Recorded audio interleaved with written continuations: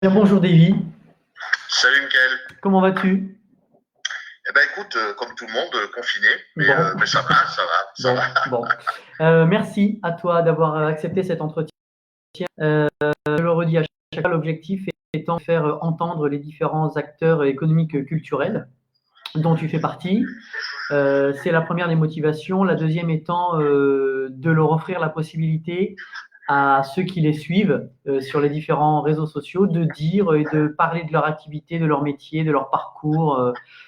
Voilà, et puis t'exprimer évidemment face à la situation actuelle qui nous incombe à tous et qui aura malheureusement des dégâts dans notre métier.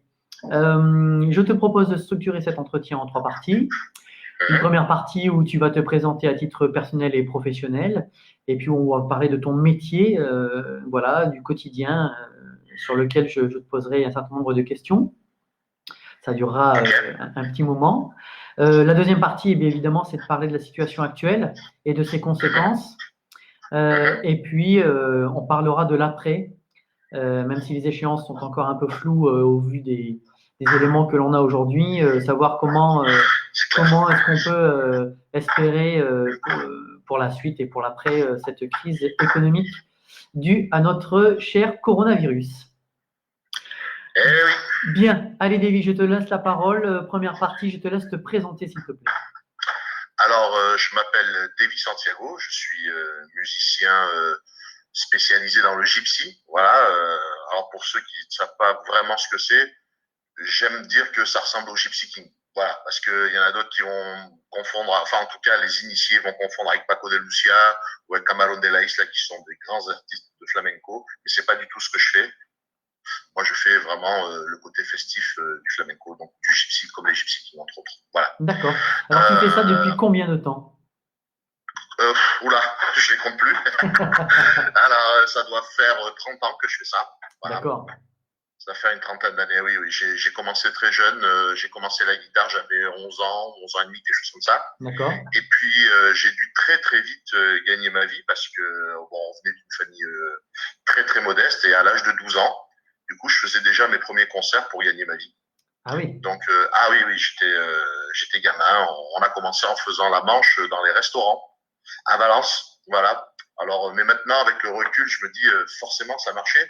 On voit un môme de 12 ans Oui, chanter dans un resto avec sa guitare, bah, on lui donne la petite pièce, quoi. c'est Voilà. ça.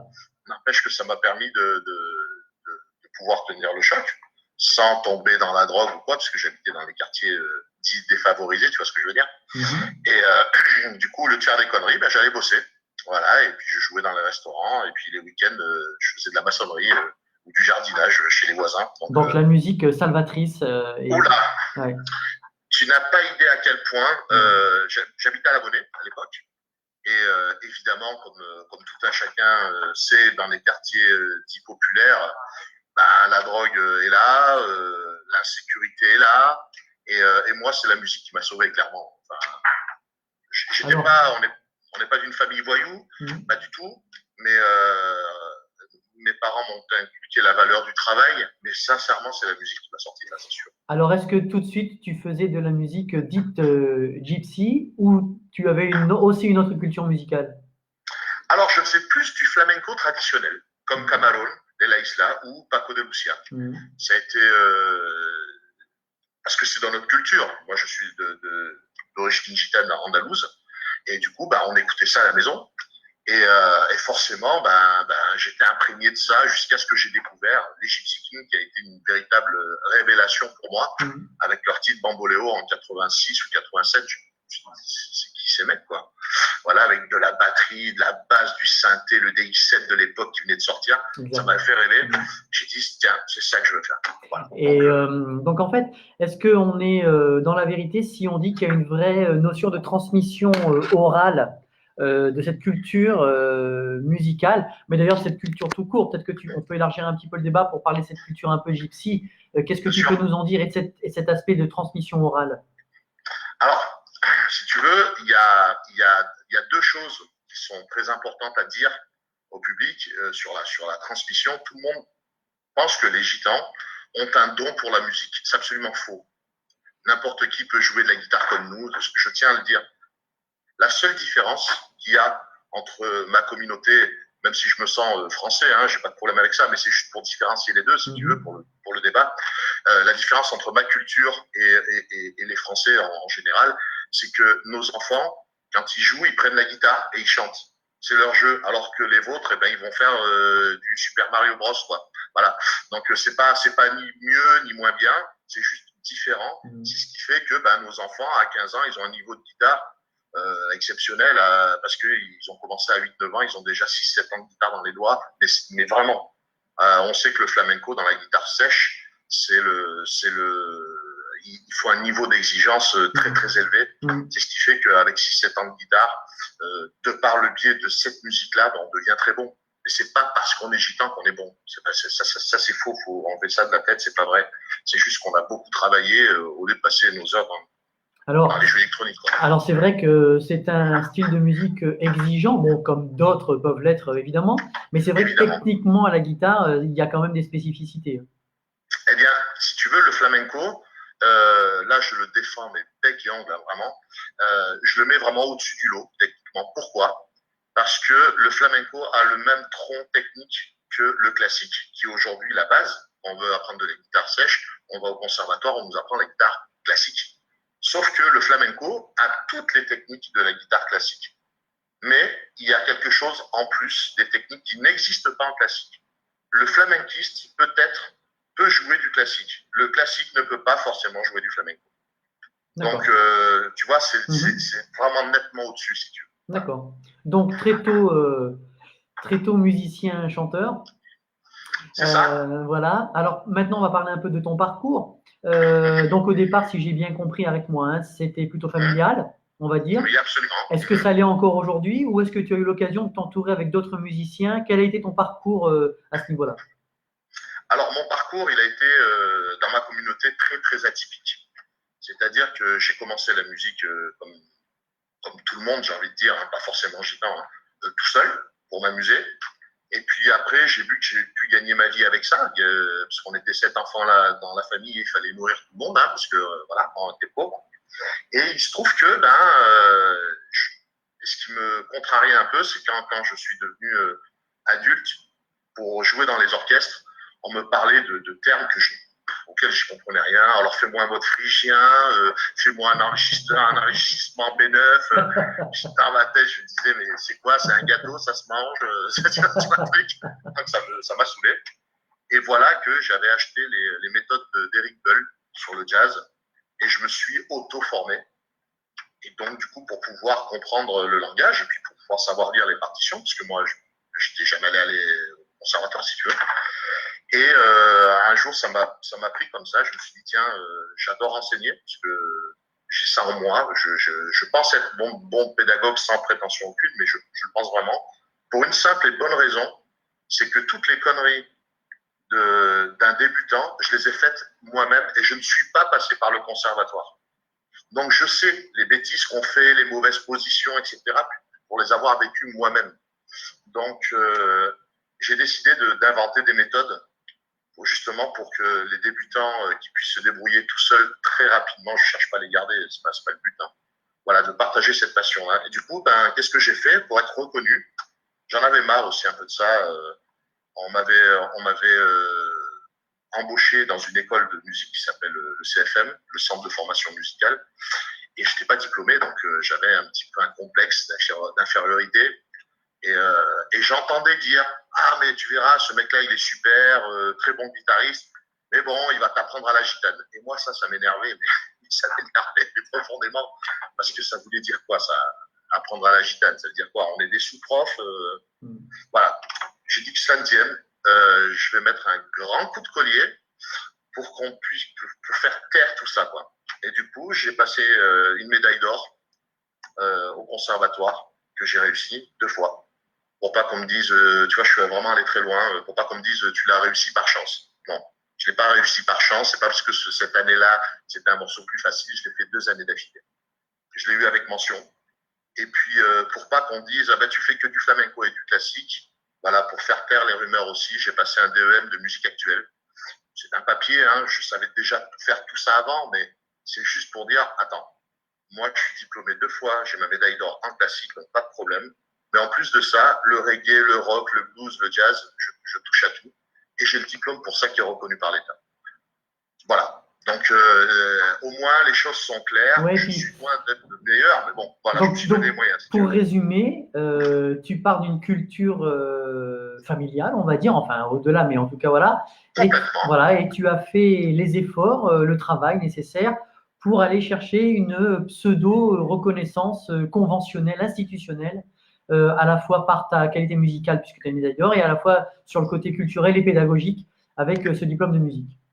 Absolument, c'est exactement ce que j'ai voulu faire. Et du coup, j'ai poussé le bouchon encore plus loin. Je me suis mis en association avec des hôpitaux spécialisés dans les gamins un peu en difficulté, les dyslexiques, etc. Des gamins qui ont envie de faire de la musique mais qui ne peuvent pas, ou des malentendants, pas des sourds évidemment. Bon, j'en ai eu quelques-uns. Ils sont venus me voir en disant qu'est-ce qu'on peut faire pour ces gosses pour pouvoir leur faire de la musique, qu'ils puissent faire de la musique, mais pourtant, c'est des malentendants, ils ont du mal avec les gestes. Et du coup, j'ai inventé des méthodes et j'ai formé des profs de musique dans ces centres-là pour qu'ils s'occupent de jeunes. Et voilà, c'était super parce que du coup, il a fallu tout repenser le système, pas que la musique pour les oreilles, mais la musique pour les yeux. Donc, avec des systèmes de boîtes, avec des boules, etc., pour leur faire comprendre les systèmes de temps. On avait même fait un plancher pour que ça vibre. Du coup, quand on leur mettait des boum-boum, ils mettaient les mains sur le plancher, on mettait la baffe en dessous et toutes les vibrations. Du coup, tout ce qu'on expliquait, ils le comprenaient, mais de par le toucher et le visuel, pas avec leurs oreilles. Et on est arrivé à des choses extraordinaires, quoi. Et quand on voit leur sourire, moi, ça m'a fait froid dans le dos. Mais oui, vraiment, quoi, j'y croyais. Oui, en tout cas, tu le résumes, on va dire, assez succinctement, mais j'imagine le travail pour mettre en place ce genre de pédagogie. Beaucoup, parce que avant de faire tout ça, il a fallu que j'aille plusieurs fois dans ces centres-là pour comprendre comment fonctionnaient ces gamins, pour comprendre avec leur tuteur, en tout cas ceux qui s'occupent d'eux, de dire, bon, parce qu'il faut jouer, parce qu'il y a des gamins qui prennent des crises de nerfs et ils ne comprennent pas, ou des choses comme ça, donc il faut faire très attention, il faut être vraiment à leur écoute. Et pas facile. Et puis, il est sorti une mouture de tout ça qui était vraiment une aventure humaine, et c'est ce qui m'importe le plus pour moi, et donner le sourire à ces gosses qui, tout le monde s'en fout au final. Qui a sorti des méthodes pour les malentendants ou les personnes, quoi. Et puis voilà. Moi, je me suis intéressé, c'était ma petite pierre à l'édifice, si tu veux, hein. Je ne prétends à rien, hein, évidemment, hein. Mais voilà, ça m'a fait plaisir de pouvoir leur donner cette arme-là, quoi. Et aujourd'hui, il y a une vraie classe de musique dans ce centre-là. Donc, j'en suis fier. D'accord. C'est une petite réussite, si tu veux. Donc, voilà. Tu continues à enseigner aujourd'hui? Oui. Alors, comme tout ça ne me suffisait pas, je détestais la façon d'apprendre au conservatoire. Je ne les critique pas, attention, je ne les critique pas. Je ne dis pas que je suis meilleur qu'eux, c'est pas du tout ça. Simplement, il y a un côté élitiste qui me dérange beaucoup. C'est-à-dire que moi, quand je suis allé au conservatoire, j'étais déjà trop vieux pour eux. On m'a dit clairement, presque on m'a ri au nez en disant, si tu veux rentrer au conservatoire, il faut que tu aies le niveau 3e cycle.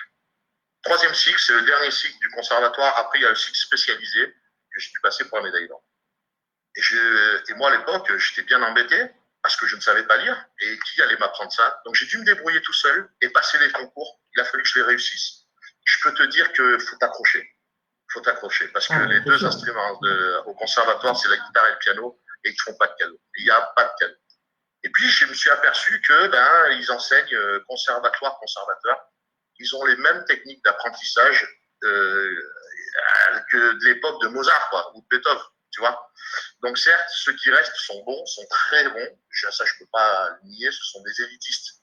Mais du coup, tous les gosses qui avaient envie de jouer la bamba avec 3 accords en bout de manche, tu vois, juste pour se faire plaisir, ce que j'appelle les guitaristes de feu de camp, et c'est pas du tout péjoratif quand je dis ça, et ben tous ces gens-là, on les vire.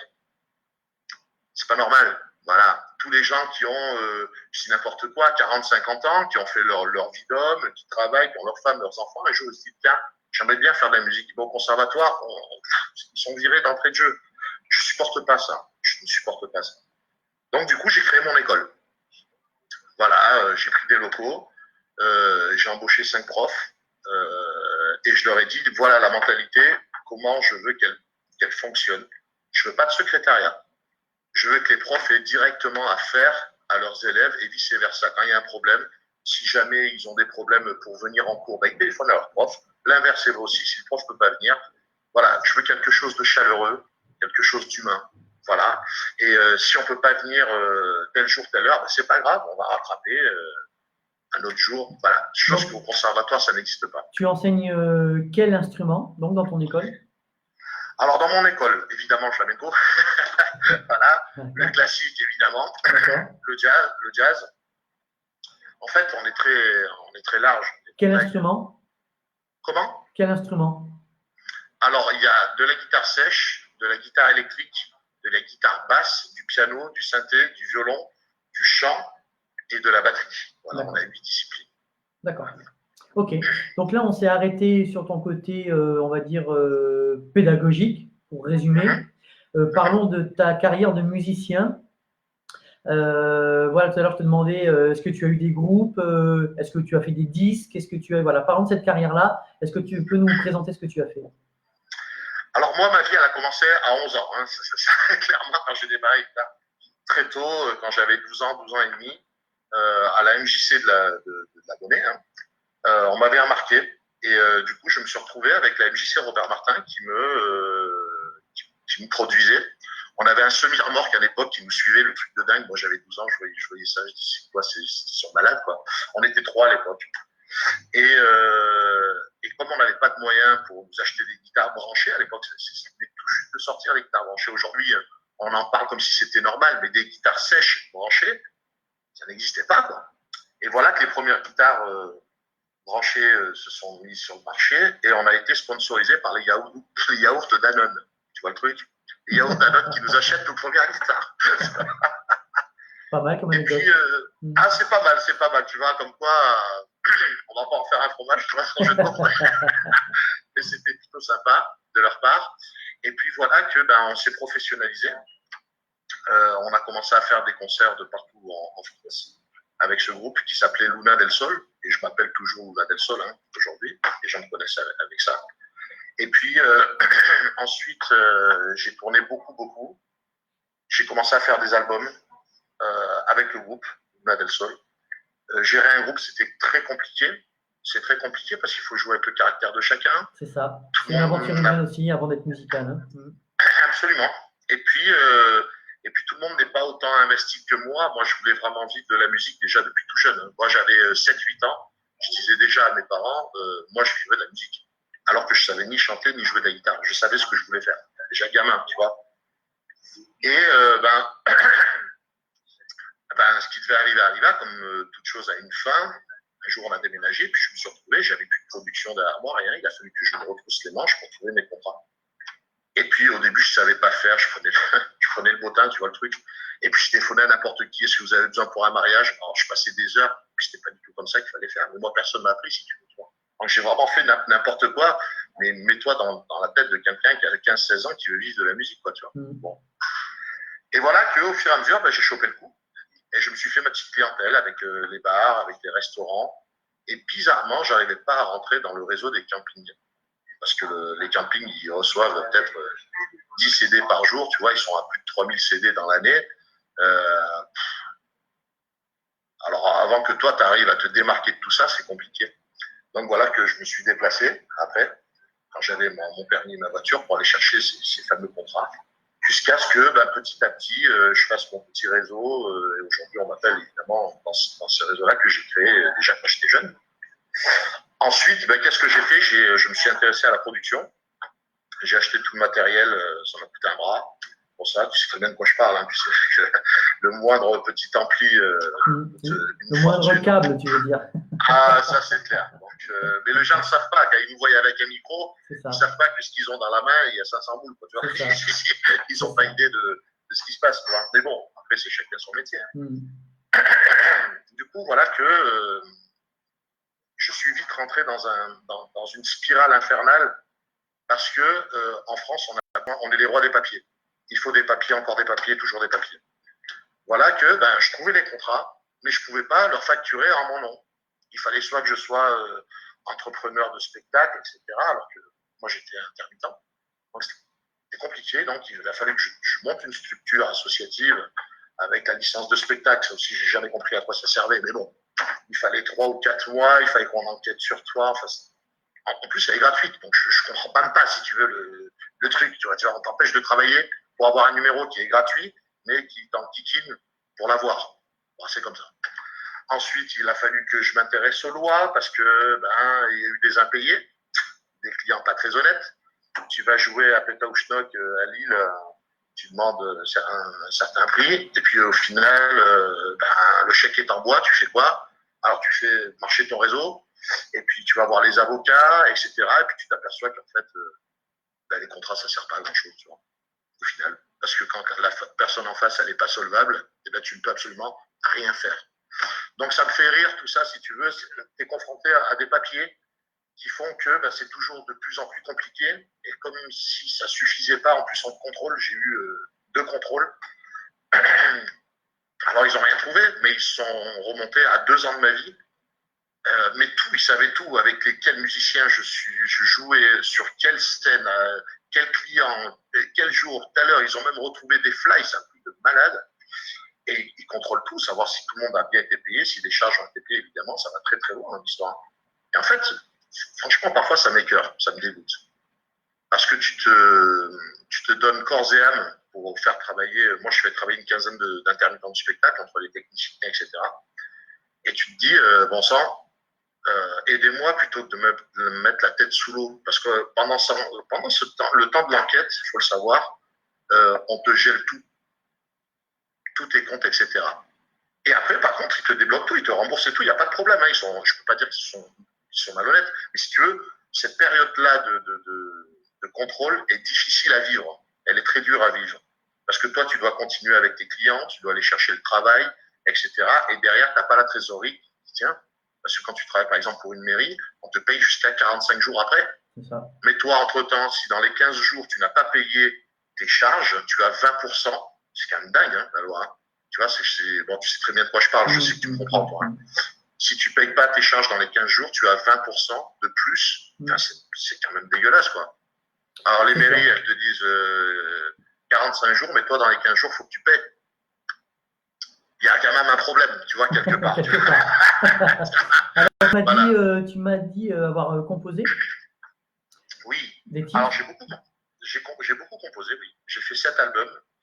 Et puis, j'ai participé à Marineland, à l'époque où ils faisaient des grands spectacles, Marineland. Je crois que c'est le 2e parc européen.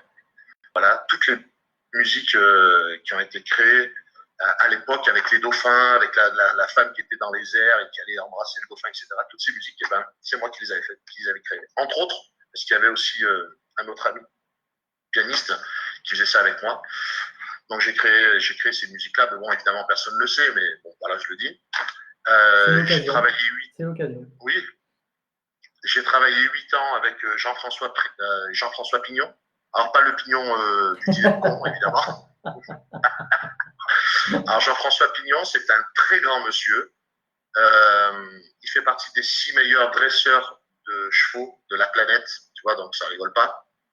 C'est celui qui a joué dans Danse avec lui, avec Samy Frey et Mathilde Seigné. Voilà, le type qui fait le rôle de Miguel dans ce film-là, c'est ce fameux Jean-François Pignon. Et donc, j'ai eu la chance de le connaître avant qu'il devienne star international. À l'époque, c'était déjà une star, mais dans le milieu du cheval. Aujourd'hui, il est reconnu dans le cinéma. Et il a fait appel à nous. Et du coup, c'est moi qui lui ai composé toutes ces musiques de son spectacle. On a fait ça pendant 8 ans. Et je peux te dire que ça a été un travail extraordinaire parce qu'il fallait composer par système de tiroir. Il faut que le public ait l'impression d'écouter une chanson normale, alors que toi, tu es obligé de t'adapter en fonction de la chorégraphie du cheval. Par exemple, le cheval, il a 5 figures, mais le cheval, il fait jamais 1, 2, 3, 4, 5. Un coup, il va faire 1, 5, 3, 2, 1. Et toi, ce que tu as travaillé pour telle figure, quand il le fait, le cheval, il faut qu'à la fraction de seconde, tu réagisses pour. Donc, on sortait les tiroirs en fonction de ce que faisait le cheval. Donc, on connaissait Ah oui, en live. Donc, tu n'as pas droit à l'erreur. Tu vois ce que je veux dire? Et il faut que tu réagisses. Et tous les musiciens, là, il faut qu'ils soient au top. Hein. Parce que là, dès que tu vois le prémisse de la figure que va faire le cheval, il faut que tu ailles chercher le morceau sur lequel on a travaillé pour accompagner cette figure-là. Tu vois le truc? Je te mets un exemple simple. À un moment donné, Jean-François prenait une épée, il se mettait au milieu de la piste. Et tous les chevaux, il y en avait 7 qui tournaient autour de lui. Et puis après, ça faisait concentrique. Et puis il embrassait tous sur la joue, comme ça. Et puis à un moment donné, ils repartent, mais en sens inverse. Et ils écartaient le rond, tu vois? Donc nous, qu'est-ce qu'on faisait? On ralentissait au fur et à mesure qu'ils s'approchaient. Et après, on jouait, tu sais, tout à l'envers, un peu comme un système de teaching. Tu sais, tu vois le truc? Voilà, ça, tu peux pas le faire n'importe où, tu vois ce que je veux dire? Il fallait que ça fasse partie du truc de la musique. Voilà. Voilà, puis bon, je te passe des détails, mais ça a été un travail extraordinaire, de longue haleine, parce qu'on a répété jusqu'à des 3-4 heures du matin, parce qu'on ne comprenait rien. Nous, les chevaux, tu vois, il y a une certaine mentalité à avoir, une certaine approche. Enfin voilà, donc j'ai composé pour ce spectacle-là, entre autres. Et puis pour divers artistes qui ont fait appel à mes services pour faire des arrangements, ils sont venus enregistrer dans mon studio d'enregistrement. Voilà, ça aussi c'est une palette de ce que je fais. Tu m'as dit 7 albums? 7 albums, oui. Autoproduits, j'imagine? Absolument. Est-ce que tu as cherché à les diffuser avec toutes les difficultés évidemment que ça engendre? Alors ça a été très compliqué pour moi de vivre ça parce que on est allé à Paris puisque c'est là-bas que ça se passe. On va pas se mentir. On a beau dire qu'il y a des grosses boîtes dans le sud, tout ce que tu veux, c'est Paris. Point barre. Enfin, moi c'est ma conclusion à moi et ça n'appartient que moi. Mais c'est Paris. Voilà. Donc, qu'est-ce qu'on a fait? On a pris le guide du show business et on les a fait un par un. Mais tous, on est allé frapper aux portes, on voulait pas nous recevoir, on y allait quand même, très poliment, hein, sans accueillir en disant, écoutez, nous on est ici, on est là qu'une semaine, donc tenez l'album, il y a ma carte dedans, vous appelez pas, bref. Et on a fait aussi les radios, et je trouve on a été, à l'époque, c'était en 2001, on était à la radio spécialisée que tout le monde écoute à Paris. C'est une très grande radio qui s'appelle Radio Latina. Radio Latina, très connue sur Paris. Voilà. Même en web, moi, il m'arrive de l'écouter. Même en web, absolument. Mais à Paris, vraiment, les Parisiens, ça fait partie de leur comme énergie, si tu veux. Tu vois, pour citer d'autres radios, c'est une très grande radio sur Paris. Quoi. Ici, on ne connaît pas trop. Sur le web, mais à Paris, c'est courant. Et voilà qu'on est numéro 1. Voilà, on est dans numéro 1, on est dans le top 10. Et on est devant, à l'époque, hein, tiens-toi bien, hein, Jennifer Lopez et Ricky Martin, qui lui sortaient Undo Stress à l'époque, en 2001. Tu vois le délire, quoi. Alors, on s'est dit, waouh, c'est parti. Avec un titre qui s'appelait comment? El Baile. On avait un titre qui s'appelle El Baile. Le mois d'après, on ressort un titre qui s'appelle Pim Pom Fuera. Pareil, boum. Et là, c'est sur Radio Latina, c'est les gens qui votent. Hein. C'est pas le directeur de radio qui choisit. Hein. Donc, je peux te dire que c'est quand même super flatteur quoi, pour un groupe, tu vois. Et voilà qu'un mois après, on récidive. Pim Pom Fuera, number 1, top 10. On est devant les plus grandes stars du style latino. On était devant eux. Là-dessus, les choses s'enchaînent très vite. Cécile Maury qui nous appelle, qui est le producteur de Vidéo Gag, tu vois, qui nous dit je vous embauche à Disney, je vais faire un premier jet, on va à Disney jouer, on fait carton plein, ils n'avaient jamais vu ça auparavant, parce que c'était beaucoup country, tu vois. Et là, ils nous proposent le truc du siècle. Voilà, je vous veux en star, pas en première partie, pour faire l'ouverture du plus grand festival latino d'Europe. Et là, tu te dis waouh. Et on l'a fait, et c'était juste extraordinaire, tu vois. Et c'est pour ça qu'en musique, il faut rester humble. 2 jours après, on jouait dans le bar du coin où il y avait 20 personnes à Grenoble. Tu vois, je me dis. Bienvenue dans le monde de la musique. Voilà, donc la grosse tête, tu vois. Ouais. Puis après, on avait fait le Club Med World, qui est une très grosse salle aussi qui est à Bercy, à Paris. On a enchaîné à l'époque. Moi, ça m'avait scotché, ça aussi. Jean-Luc Lahaye qui nous appelle, qui était propriétaire à l'époque, pour ceux qui savent un peu le 287. De son club, ouais. Voilà. Et il avait. C'était pareil, la copie conforme du plus grand cabaret du monde avec Patrick Sébastien. Et là, il nous appelle pour jouer chez lui. Bon, bref, il nous a pas super bien reçus. Je le dis clair et net. Et puis, s'il n'est pas content, c'est pareil pour lui parce qu'il a vraiment pas été sympa. Voilà. Mais alors, quand je te dis pas sympa du tout. De A jusqu'à Z. Donc, monsieur Jean-Luc Lahaye, Non, à mon avis, il l'a brûlé, mais moi aussi, je l'ai brûlé le sien, tu vois. Bon, joli parcours musical. Oui, oui, ah oui, j'ai pas à rougir, si tu veux. Dans la musique, voilà comment je vois les choses. Tu as trois créneaux. Tu as trois créneaux. Tu as le premier créneau qui est le bar du coin, le petit restaurant du coin, tu vois, des restaurants entre 50 et 100 personnes. Et c'est un peu le fonds de commerce de tous les musiciens, tous les intermittents du spectacle. Et c'est très bien, c'est ce qui fait vivre. On va pas se mentir, c'est ce qui fait vivre. Ensuite, tu as le deuxième créneau, qui est l'animation, mais dans les comités des fêtes, les villes, tu vois, où il y a des petits comités, mais qui ont déjà un budget un peu plus conséquent. Donc, tu peux faire des choses un peu plus intéressantes. Au lieu de jouer à 2 dans un petit bar, bah, tu vas pouvoir aller à 4 ou 5 parce que tu vois, un truc un peu plus conséquent où ils ont un peu de budget pour avoir une sonorisation, 2-3 lights, un truc sympa, tu vois. Et puis après, bah, tu as le troisième créneau qui est la production, la grande production à la Kenji Girac, Bercy, l'Olympia, etc. Et avec les grandes tournées, il se trouve que j'ai la chance de toucher à ces trois domaines. Voilà, donc il m'arrive, et Dieu sait si c'est mon quotidien, de jouer dans le petit bar des Flots Bleus à des guitares, quoi. Je veux dire, il faut bien que les gens comprennent que le métier de musicien, c'est pas être Johnny Hallyday ou Kenji Girac. Ça, c'est pas vrai. Ça, c'est être une star. Être musicien, c'est pas ça. C'est pas ça. Voilà. Par contre, il m'arrive aussi de jouer dans l'un des plus gros festivals de France, comme j'ai fait pour Disney, par exemple, le plus gros festival d'Europe. Mais ça fait pas de moi une star non plus. Tu vois le truc? Je suis parti 8 ans en tournée avec Jean-François Pignon et j'ai fait des salles. La plus petite salle qu'on ait faite, c'était 2000 personnes.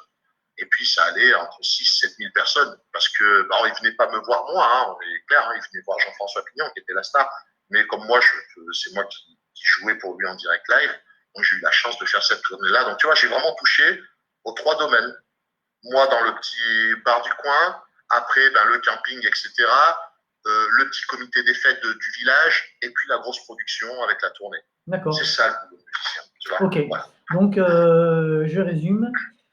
Une carrière de musicien, donc j'entends à la fois de musicien et discographique, hein, je mets voilà. Bien sûr. Et puis un côté pédagogique avec une école de musique.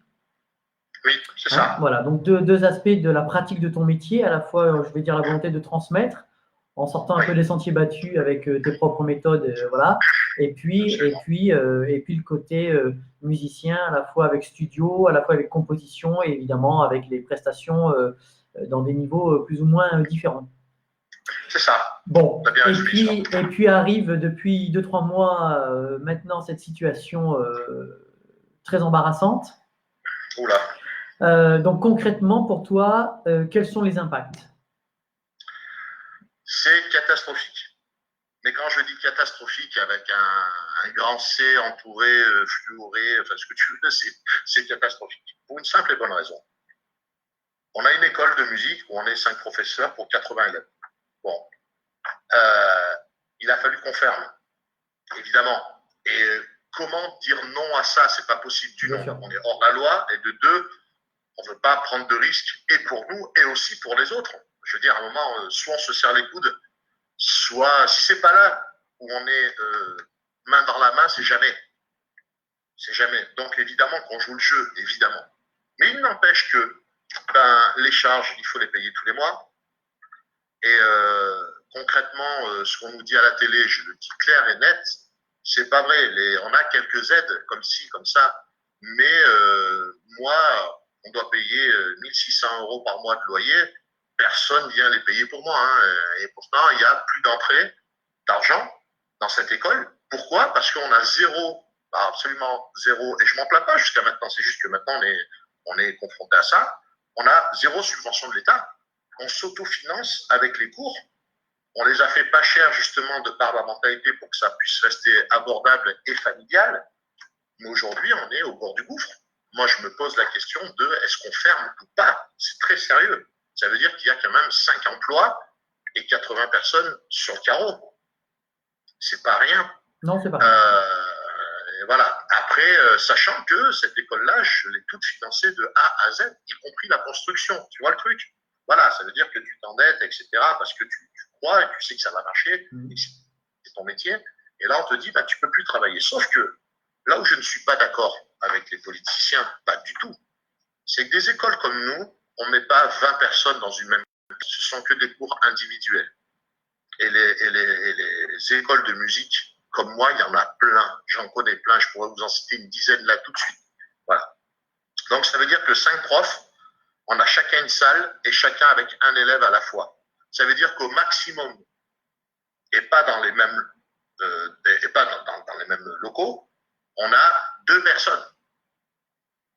Donc, à un moment, comment ça se fait qu'on nous empêche de travailler alors que le risque est quand même, et on est en train de réouvrir les écoles. Enfin, je trouve ça quand même aberrant. Voilà. Nous, on nous dit non.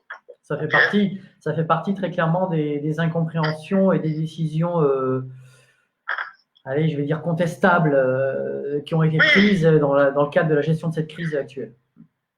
Alors, si tu veux, je ne suis pas politicien. Je ne pense pas que je ferais mieux qu'eux, parce que je pense que c'est très compliqué pour eux, puis eux-mêmes ne savent pas, je pense, hein, ça c'est mon avis, hein. Ils ne savent pas où ils vont. En tout cas, pour nous, c'est catastrophique, parce que l'école, ben, évidemment, on va la fermer. Mais il y a une deuxième chose, c'est que comme on n'a pas la sécurité de l'emploi, et que les gens ont peur, quand on voit que l'IFOP, d'après leurs statistiques, il y a plus de 60% des Français qui ne veulent pas que les enfants reprennent l'école. Ça veut dire que moi, l'école, si jamais à partir du 11 mai, elle ne reprend pas son activité, c'est la clé sous la porte. On ne va pas aller chercher midi 14 heures. Les charges de 5 professeurs plus les loyers, ben, à moins de gagner très très bien sa vie et de payer quelque chose comme 10 000 euros par mois, je ne vois pas comment on peut faire, quoi. Voilà. Donc même si j'avais l'argent pour tenir le coup, ça veut dire qu'il faut mars, avril, mai, juin, juillet, août et peut-être septembre. Moi, sortir 70 ou 80 000 euros, c'est juste pas possible. Non, c'est sûr. Tu vois, peu de structures ont cette capacité, évidemment. Le problème, déjà avant cette situation, beaucoup d'entreprises, je vais appeler ça une entreprise, même si tu es sous forme associative, mais on s'entend, dans le mode de fonctionnement, en recettes, dépenses, on se comprend, c'était la trésorerie. Donc évidemment, on rajoute, on superpose là-dessus la crise actuelle et ça ne fait que amplifier le problème. Bon, voilà, au moins c'est clair au niveau de l'école. Et puis, moi, j'aimerais t'entendre parler de l'impact sur les prestations, sur l'intermittence, sur le métier de la pratique musicale. C'est tout aussi catastrophique et voire beaucoup plus pour une simple et bonne raison, c'est que les intermittents du spectacle, on doit justifier de tant de cachets par an pour pouvoir prétendre à être intermittent du spectacle, avoir le statut. Je ne vais pas rentrer dans les détails parce que tout le monde ne comprendra pas. Il faut être du milieu, il faut être du métier. Oui, et puis j'ai déjà expliqué ça sur un entretien précédent sur le principe du statut. Bon, très bien. Si tu veux, là, moi, pour faire simple, j'ai renouvelé à partir du 14 mars. Donc pour moi, je suis passé à travers les mailles du filet et ça se passe bien. C'est-à-dire que j'ai un an devant moi. Mais il n'empêche que mars, avril, mai, juin, juillet, ça fait 5 mois. Donc, à un mois près, on enlève la moitié de l'année pour faire le même nombre de concerts, sachant que la période estivale n'est plus avec moi. Il va falloir qu'on m'explique comment je vais faire. Parce que certes, j'ai un an devant moi à gagner des clopinettes, hein, parce que les gens, il faut bien qu'ils comprennent que l'intermittence du spectacle, c'est beaucoup de travail pour gagner 800 euros par mois. Il faut quand même le savoir. Il faut être clair. Voilà. Ce sont bien les prestations qui viennent compléter tes revenus. Absolument, et qui viennent compléter. Donc, pas de prestations égale 800 euros par mois. Faut aller, quand on arrive à 1000, on est content. Hein. Donc, au moins, les choses sont dites, parce que j'en ai marre aussi des gens qui disent ou qui pensent que l'intermittent du spectacle, on ne fait rien. Bon, on a déjà vu un petit peu mon parcours auparavant, et qu'on fait 2 heures de presta et qu'on tourne à 5-6 000 euros par mois. C'est faux, c'est absolument faux. Voilà, faut que les gens arrêtent de nous voir comme des stars parce qu'on a 3 spots sur nous et un micro devant la bouche. Il faut arrêter ça. C'est un travail très difficile et qui demande beaucoup d'investissement juste pour aller faire notre petit concert le vendredi et le samedi. Bon bref, ça c'était mon petit cri de guerre d'aujourd'hui. Non mais c'est bien de le dire, parce que dans le cadre de ces entretiens, j'ai eu peu d'intermittents, j'en ai déjà eu mais peu. j'ai d'autres métiers de la culture, on va dire, des producteurs, des diffuseurs, enfin voilà, et j'aurai des artistes qui vont venir aussi. Mais c'est bien aussi de dire et évidemment de défendre, mais d'abord de décrire ce que c'est qu'un musicien qui a un statut d'intermittent du spectacle. On n'est pas intermittent, on est d'abord musicien, artiste, sous un statut d'intermittent qui permet de vivre et d'exercer son métier dans les bonnes conditions.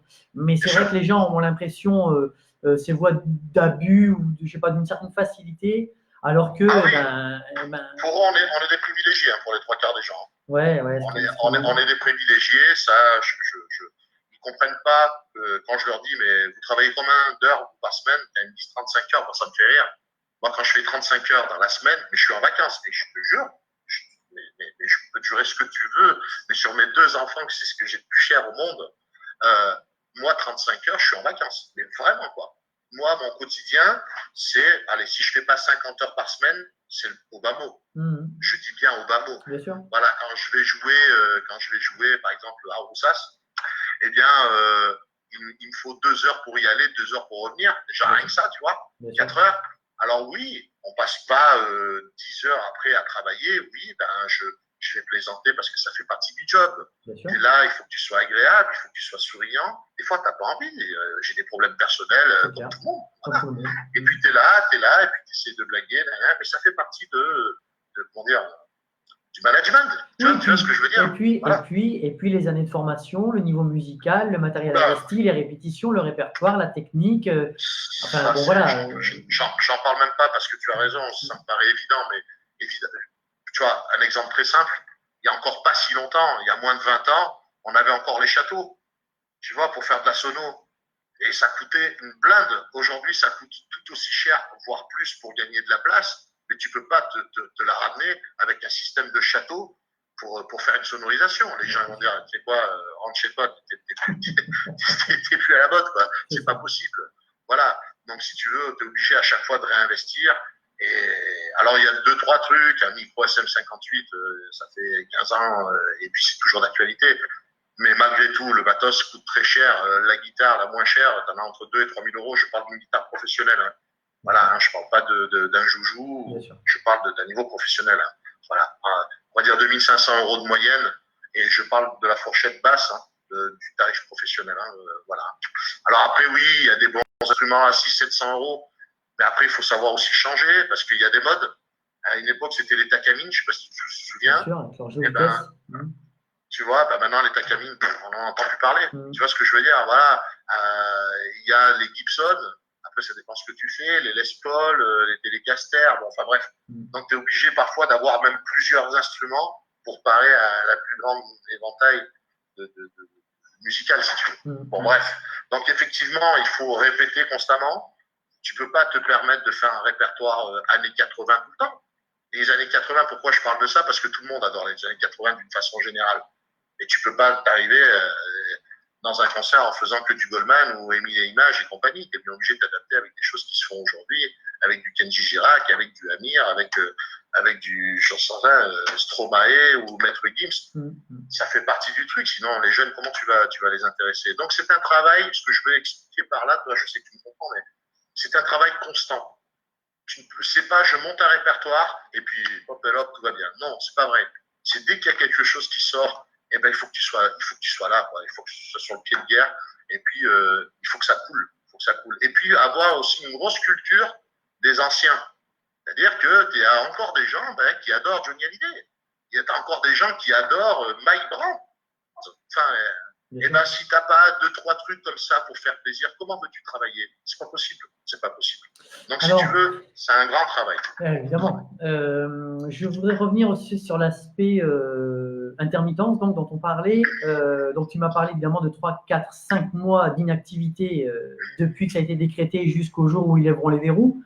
Ouais. Mais est-ce que tu as des retours, toi, d'employeurs potentiels ou pas? Enfin, voilà, j'aimerais savoir ton avis là-dessus sur le fait de oui, peut-être qu'ils vont lever les verrous au 15 juin ou je ne sais quand, mais je ne suis pas sûr que les employeurs, associations et organisateurs de festivités vont te dire le 28 juillet, au vu des restrictions et des gestes barrières, enfin très clairement les contraintes actuelles, vont prendre le risque d'organiser et donc d'embaucher des gens comme toi? Alors, pour être très clair, on sait tous, les intermittents, que c'est mort jusqu'au mois de septembre. C'est une évidence. Pour une simple et bonne raison, c'est que déjà, quand on regarde le plan de déconfinement, nous on le savait déjà, hein, les intermittents. Déjà, on te dit que on va éviter au-delà de 10 personnes. Comment veux-tu faire un concert pour 10 personnes en gagnant ta vie? C'est impossible. Qui va embaucher ça? C'est pas possible. Moi, par exemple, j'ai déjà quelque chose comme 26 ou 27 contrats qui ont été annulés de par les mairies, etc. Parce que eux, ils sont obligés de respecter la loi, mais pas que. Même les mariages. Bien sûr. Je fais aussi des mariages dans le privé où, eux, c'est fini. Ils sont obligés de reporter les dates, etc. Mais le problème, c'est que tout le monde essaye de faire septembre, octobre, tu vois, essayer de le faire quand même cette année, parce qu'il y a papy peut-être qui a un mauvais point, ou mamie, et qu'on aimerait bien qu'ils assistent au mariage, donc il faut le faire cette année. Enfin, tu vois le truc, bon. Et ces gens-là, ils annulent, ils essaient de se battre, mais comme tout le monde, il y a une espèce d'appel d'air où ils veulent tous être au mois de septembre, octobre, et en plus, c'est même pas gagné, donc on ait les autorisations, hein, qu'on soit clair. Du coup, on se retrouve avec plus d'annulations que de reports. Est-ce que tu as suivi un petit peu, s'il y en a, les annonces de soutien gouvernemental, ou est-ce que tu fais partie d'un syndicat peut-être? Est-ce que tu te fédères auprès d'un organisme qui te donne les informations, ou est-ce que toi tu te tiens informé un petit peu de ce qui va être fait, ou de ce que les intermittents espèrent qu'il sera fait pour les soutenir? Alors je vais te dire, oui, j'ai des amis qui font partie de syndicats, etc. Et puis on se voit très très régulièrement. Et puis on fait des réunions sur Skype, etc. pour essayer de tenir au courant de ce qui se fait. Et tu sais quoi, reste sur ta chaise, il n'y a rien qui a été prévu pour rien. Rien. Mais il n'y a même pas une porte de sortie. Rien. C'est-à-dire qu'on te dit que tous les festos, etc., ils sont annulés. Tu dis, bon d'accord, mais est-ce que le contrat, est-ce qu'il pourrait être valable, par exemple, pour l'an prochain? Par exemple, je te dis, non, puisque c'est un cas de force majeure, c'est tout bonnement annulé, point barre. C'est au bon vouloir de l'organisateur. Mais comme l'organisateur, ce sera peut-être pas le même d'ici à l'an prochain, puisque entre-temps, les responsables de la culture changent en fonction de la mairie qui passe au pouvoir, et on est en plein dedans, tu vois, puisqu'on n'a pas réussi à faire le deuxième tour. Donc tout le monde sort les parapluies en disant hop, hop, hop, là on annule, mais on peut pas te dire qu'on te reprendra. Je sais pas si c'est moi, selon le maire, qui va sortir. Je sais même pas le budget qu'on va avoir, vu la catastrophe sanitaire qu'il y a actuellement. On sait pas si on aura le budget pour te réembaucher l'an prochain. Donc c'est mort, on le sait. Il n'y a pas de solution. Et aujourd'hui, le gouvernement n'a pas les reins assez solides. Tu te doutes bien que la culture, on est juste la dernière roue du carrosse. Alors ça aussi, c'est une question que j'ai déjà abordée avec plusieurs de mes interlocuteurs ici dans le cadre de ces entretiens. Bon, évidemment, tu as compris que moi, je fais partie des gens qui défendent la culture sous toutes ses formes. Bien sûr. Tu l'as compris, c'est d'ailleurs l'objet de ces entretiens, c'est de faire entendre les différents interlocuteurs pour qu'ils puissent exprimer à la fois sur leurs craintes et leur état actuel des choses, pour que ce soit entendu, modestement par les gens qui regarderont ces entretiens-là.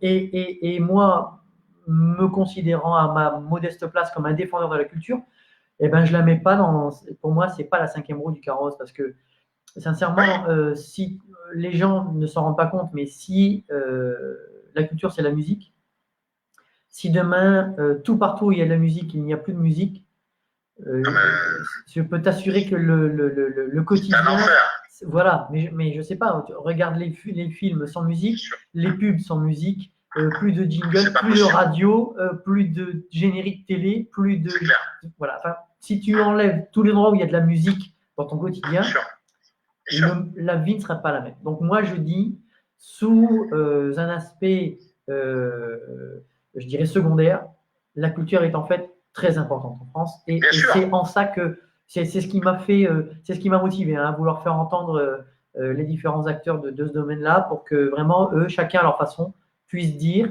et la défendre évidemment, faire entendre la culture telle qu'eux la pratiquent, et puis faire entendre évidemment les difficultés auxquelles ils sont confrontés à l'heure actuelle. Et effectivement, là où je te rejoins, et c'est pas faute d'écouter les informations comme tout le monde, j'imagine, plus que d'habitude à l'heure actuelle, on trouve beaucoup de solutions pour pour d'autres domaines d'activité. Et on m'entende bien, il faut le faire, évidemment. Bien sûr. Voilà. Bien sûr, bien sûr. Mais moi, ce qui m'intéresse, c'est la culture et des gens comme toi et moi. Je ne veux pas dire qu'on est oublié parce que ce n'est pas vrai. Il y a des aides qui ont été données. Bon, il y a des choses qui sont mises en place. Voilà. Mais en revanche, j'ai l'impression quand même, je ne suis pas sûr que les mesures seront à la hauteur du traumatisme financier et des conséquences que va devoir porter ce domaine d'activité. Voilà, c'est le constat que je fais aujourd'hui, à la fois parce que j'entends, comme tout le monde à la télé, et à la fois parce que me disent les interlocuteurs avec qui j'ai la chance de m'entretenir. Oui, et en même temps, j'ai envie de te dire, comment veux-tu qu'ils fassent autrement? Sincèrement. Si on ne veut pas que le coronavirus, à un moment donné, il y a des priorités que je comprends parfaitement, ça veut dire qu'il faut protéger les gens. Il faut protéger ton voisin, il faut protéger ta grand-mère, il faut protéger ta soeur, enfin, tout le monde. Tu vois, il n'y a pas de... Et ça, pour l'instant, sauf si on trouve après un traitement, pour l'instant, la seule solution qu'ils aient trouvée, c'est le confinement. Alors, qu'est-ce qu'on fait? On leur dit, il n'y a pas de musique, mais on sauve des gens, ou on continue à faire de la musique, mais on va tuer des gens. Non, mais on est d'accord que dans l'ordre des priorités, évidemment que la santé, évidemment, c'est pour ça qu'ils gèrent d'abord la crise sanitaire et ensuite l'activité économique. Il y a évidemment aucun doute là-dessus, et dans l'ordre des priorités, personne n'aurait fait différemment, et dans ce cas-là, évidemment, il n'y a rien à dire. Mais c'est ça qui est terrible. C'est ça qui est terrible. Mais je pense, j'ai l'impression que moi, les jours passant, ils mesurent de plus en plus avec les informations qui leur remontent, c'est-à-dire à la fois les syndicats, à la fois les fédérations, de l'impact économique que ça va avoir, parce que ça va être, à mon avis, le deuxième effet qui se coule. Le premier, c'est évidemment les gens contaminés et malheureusement les décès qu'on compte tous les jours. Mais je pense que le deuxième effet qui se coule, ça va être évidemment l'impact économique, et que j'ai l'impression, mais bon, après une fois, c'est un avis personnel, qu'ils mettent en place des mesures au fur et à mesure qu'ils prennent conscience de l'importance que ça va avoir dans les mois à venir. Alors moi, je vais te dire pourquoi je suis très en colère après eux, après notre gouvernement. Mais vraiment, c'est qu'il y a beaucoup de têtes pensantes. Ah, pour ça, ils sont très forts. Et encore une fois, je ferai peut-être pas mieux qu'eux. Ce que je leur reproche, par contre, et là, que je pense faire mieux qu'eux, c'est qu'il n'y a personne qui va sur le terrain. Personne ne se rend compte de réellement ce qu'il y a sur le terrain. Je vais t'imager ce que je suis en train de te dire. Quand tu vois qu'Édouard Philippe te dit qu'ils étaient au courant depuis début janvier, fin décembre, début janvier de cette année, fin décembre 2019, début janvier 2020, qu'on allait être en manque de masques au mois de mars, 3 mois après. Comment tu expliques, alors que nous, le peuple, on n'était pas au courant de ce qui se tramait? Eux le savaient déjà. Ne serait-ce que les besoins des hôpitaux, soit c'est géré comme une patate, c'est-à-dire qu'ils ne savent pas le nombre de masques qu'il faut pour les personnels soignants et des blouses. Et là, en ce cas-là, ça veut dire que c'est grave. Ça veut dire qu'on est géré, c'est que les hôpitaux sont gérés comme du grand n'importe quoi. On doit savoir le nombre de masques en fonction du nombre de médecins. On sait qu'un masque dure 3 heures, après c'est poubelle. On doit le savoir, ça. C'est impératif. On parle de la santé, là. On n'est pas en train de jouer. Voilà. Donc ça, comment ça se fait qu'ils savent qu'il faut 24 millions de masques par semaine, juste pour la France et pour le personnel soignant, sans compter les EHPAD et les pharmaciens et le peuple? Comment ça se fait qu'on arrive en mode pop-up vacances au mois de mars et on n'est pas capable de produire plus de 4 millions? Il y a quand même un gros problème. Le sachant 3 mois avant. Comment ça se fait qu'on... Moi, ça, c'est un truc que je ne comprends pas. Je ne pige pas. Alors, au-delà de ça, parce que, bon, encore une fois, l'idée, c'est pas de faire de la politique. Hein, même non, je ne fais pas de la politique, évidemment, mais je comprends. Soyons clairs. Ton avis importe. C'est l'objet de cet entretien.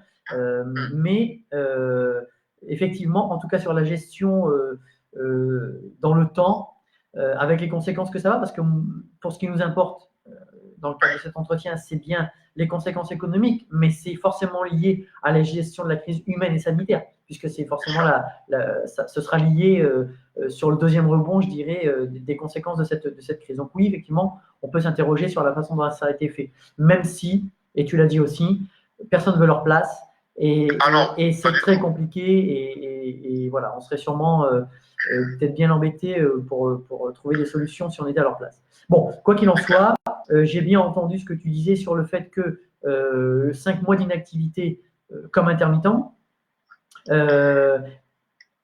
mais rien ne dit que le dernier trimestre 2020 sera, comme tu l'as dit, pump it up en termes de prestations et de. Ils vont pas tous t'appeler demain en disant Davy, voilà, il nous faut 3 prestations par semaine entre septembre et décembre pour les statuts intermittents. Donc voilà, il va y avoir une vraie problématique à ce niveau-là aussi sur la fin de l'année. Alors, est-ce qu'ils vont décaler d'autant l'an prochain, donc en 2021, de 5 mois, le temps du confinement qu'on a eu cette année, en disant, bon, ben, on vous a enlevé la moitié de l'année, bon, ben, il est normal qu'on vous rajoute 5 mois pour faire vos dates. Bon, l'un dans l'autre, mais même en faisant ça, c'est même pas gagné, parce que après, il y a quand même le traumatisme des gens qui vont, est-ce que les festivals, il va y avoir autant de monde? Moi, perso, mais moi, je parle que, attends, qu'on soit clair, je défends la culture, mais je suis courageux, mais pas téméraire. C'est-à-dire qu'aujourd'hui, tu vois, je te mets un exemple simple. Moi, chaque année, j'allais au festival à Luna, tu vois. Voilà. Il est évident que je ne vais pas y aller. Voilà. Quand tu as 25 000 personnes dans un concert, comment veux-tu être sûr de sortir indemne de tout ça? Bien sûr. Enfin, bien sûr. Tu vois ce que je veux dire? Et pourtant, Dieu sait si j'adore mon métier et que je le défends. Mais j'ai des enfants, quoi. Je veux dire, je ne suis pas seul. Donc, et là, si moi je réagis comme ça, je ne m'estime pas être au-dessus du lot. Et je pense qu'il y a les 3 quarts des gens qui vont réagir comme moi. Donc, en plus, ils ne sont pas très rassurants. Et je comprends parfaitement, puisqu'il n'y a pas de traitement, encore une fois. Ils te disent que le temps que ça se fasse, il faut 1 an. Ça veut dire que l'an prochain, on sera peut-être pas plus avancé. Donc, on ne sait pas, en fait. On n'en sait rien. Eux-mêmes ne le savent pas. On le ressent. On n'arrive pas à l'expliquer, mais on ressent bien qu'il y a cette incertitude. Et pour notre métier, c'est catastrophique parce que comment veux-tu faire des spectacles si tu ne peux pas bouger la foule? Et je parle de foule, je ne parle pas de 10 personnes. Moi, pour moi, la foule, c'est à partir de 100 personnes, tu vois.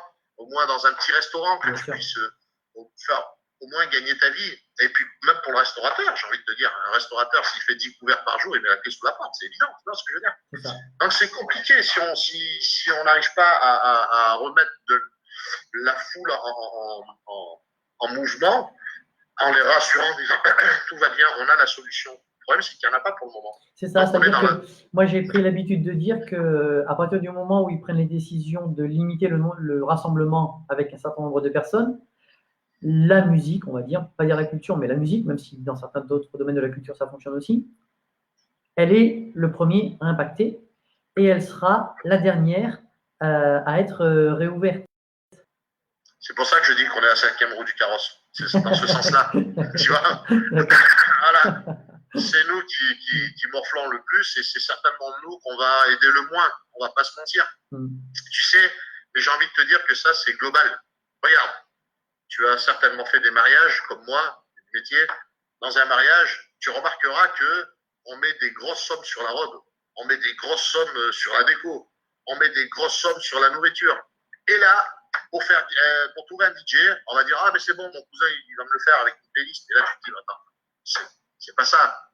Si tu es super bien habillé, que tu manges super bien dans un château, mais que par contre tu as la danse des canards, tu vas toute la soirée, peut-être que ton mariage il va être foutu.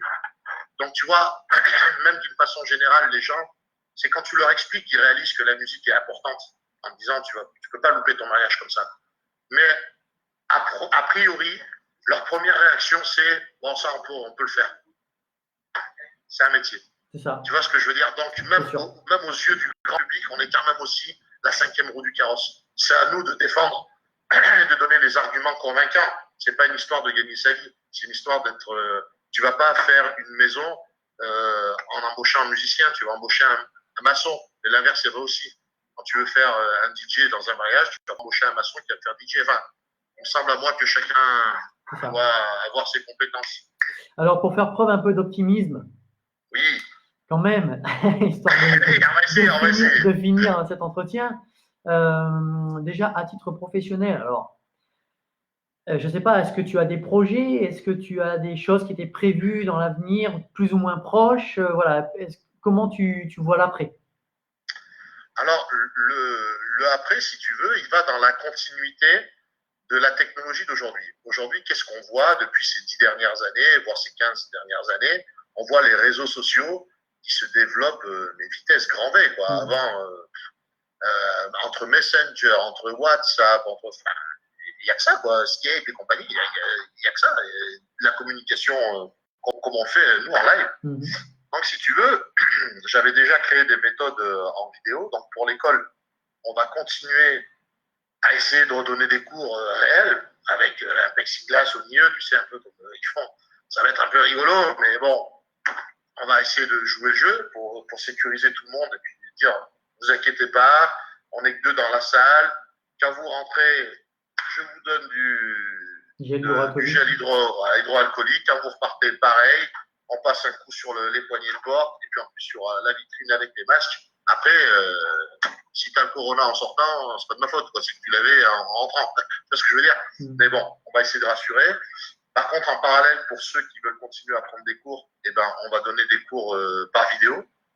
Voilà. Donc, pas facile parce que tu sais, des fois, alors les cours où je ne vais pas pouvoir honorer, ça va être compliqué, c'est pour le chant. Puisque quand tu chantes, tu es obligé d'aller au contact, de toucher la mâchoire, etc. pour corriger les techniques du chant. Et là, ben, le moindre petit postillon peut te mettre à mal. Donc ça, je pense que je ne vais pas réouvrir la classe de chant. On les fera en virtuel, certainement, mais ça ne sera pas aussi efficace, si tu veux. Tu vois, donc ça va être compliqué. En ce qui concerne les concerts, alors les concerts, ça va être un peu du système D, sincèrement. Qu'est-ce qui va se passer? Il se trouve que sur Facebook, je dois avoir 4 ou 5 000 amis, tu vois, et je vais essayer de former des petits groupes entre eux en disant, ben voilà, quoi, si vous mettez tant, on va essayer de faire un apéro-concert, et puis je vais me mettre avec ma guitare, mais tu vois, des trucs simples, mais pour continuer à gagner sa vie, à essayer d'égayer un peu les esprits, parce que ça peut être rigolo aussi de mettre ça, tu vois, t'as ta télé, mais tu vois que c'est du live, avoir ton chanteur, et puis toi, tu te retournes, par exemple, tu prends un apéro et tu te dis, tiens, essaie de me chanter ça, je dis, attends, j'arrive dans 5 minutes, je vais chercher les paroles, tu vois, le truc un peu sympa, un peu familial, quoi, tu vois, un truc pas prêt, puis je vais te l'improviser. Voilà, j'ai pensé à des systèmes un peu comme ça, un peu rigolos, qui fait que tu prends zéro danger, mais que tu peux quand même gagner ta vie. Alors après, est-ce que les gens joueront au jeu? J'en sais rien, je sais pas. Mais au même titre que les restaurants aujourd'hui tous se mettent à faire du emporter, ben moi ça va être un peu pareil, ça va être du live à emporter si tu veux. Donc à part ça, je vois pas trop comment on peut faire si jamais on peut pas déplacer les foules. D'accord. Écoute, cette idée de l'exploitation, on va dire, des capacités numériques et de musique à distance, elle est envisagée déjà par les institutions professionnelles des producteurs de spectacles qui pensent qu'il y aura un avant Covid et un après Covid et que le métier de la musique, même en concert, sera différent. Alors, on aura, je l'espère, toujours des grosses manifestations festivals avec des foules importantes. En revanche, la notion de pouvoir, je vais utiliser un gros mot, marchander des prestations musicales pour pouvoir générer une activité économique pour des musiciens professionnels, et ben, cette idée de numérique, elle fait son petit bout de chemin. Surtout quand tu vois qu'aujourd'hui, bon nombre d'entre eux sont chez eux et proposent des prestations à ceux qui les suivent. On a des lives presque tous les jours de musiciens sur Internet. Il y en a un bon nombre. Mais pour l'instant, ils ne sont pas payés. Non. Tu vois, ça va être ça, Loïc. C'est ça. Mais je pense que, bon, je ne sais pas si c'est une belle image, mais je vais l'employer parce que moi, j'ai dans la tête depuis un certain temps, ça me fait un peu penser à un dealer. La première dose, elle est gratuite. Et puis une fois que, mais encore une fois, ça peut être une règle de commerce.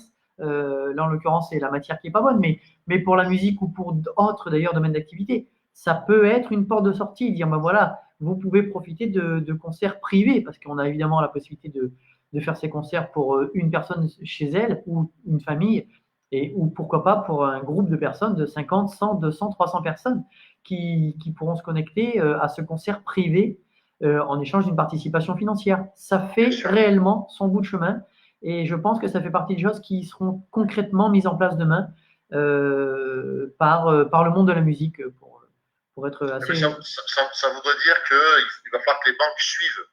Tu vois, je vais te mettre un exemple simple.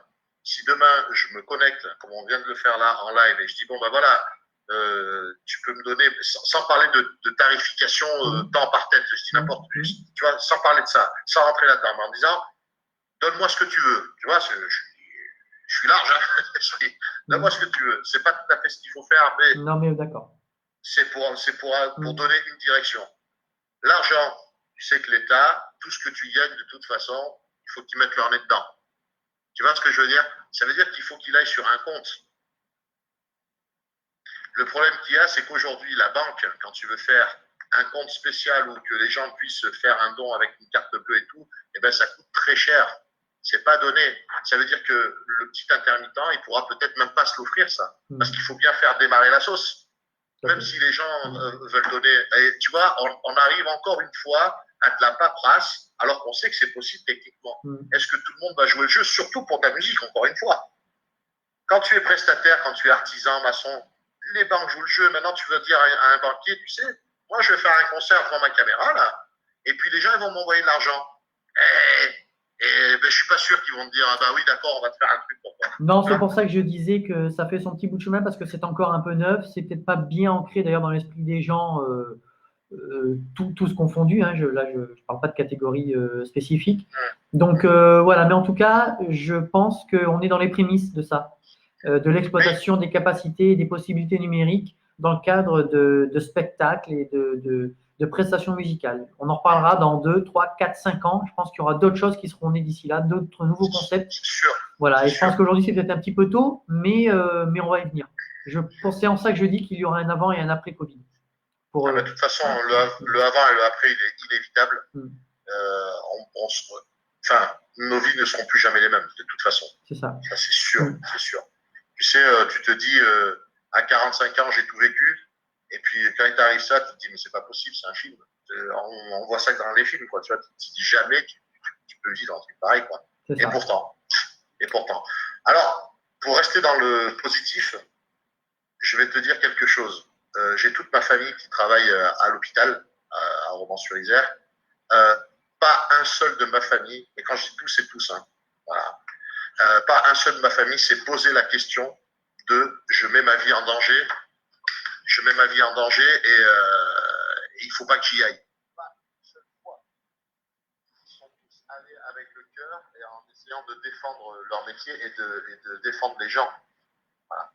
Donc ça, c'est quand même super positif en ce sens que j'ai retrouvé de l'humanité là où il n'y en avait plus. Tu vois, les hôpitaux, alors pas tous les hôpitaux, mais on n'était pas très rassurés. Quand tu vas dans un hôpital, déjà quand tu vas dans les urgences, tu attends 4-5 heures avant d'y aller.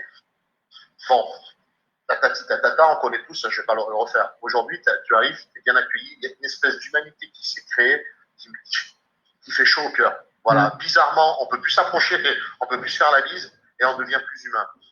On s'aperçoit peut-être qu'on a besoin des autres pour vivre, tout simplement. Ce sera la phrase positive du jour. Absolument. Merci, Davy.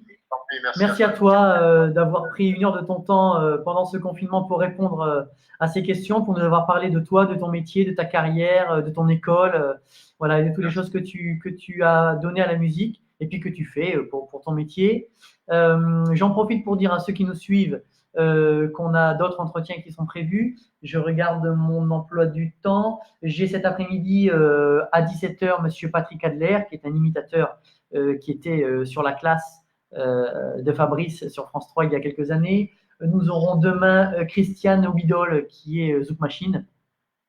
Demain matin à 11h et demain après-midi Monsieur Pascal Denis, un local. Je connais très bien. Voilà, je me doute que tu connais Pascal Denis, qui aussi nous parlera de son métier. Voilà pour les entretiens à venir et on en a d'autres qui sont prévus la semaine prochaine. Encore merci à toi d'avoir participé à ces entretiens. Bonne route, au plaisir de se recroiser évidemment sur des prestations ou ailleurs, pourquoi pas. Et puis à très bientôt. À très bientôt. Ciao, ciao. Ciao.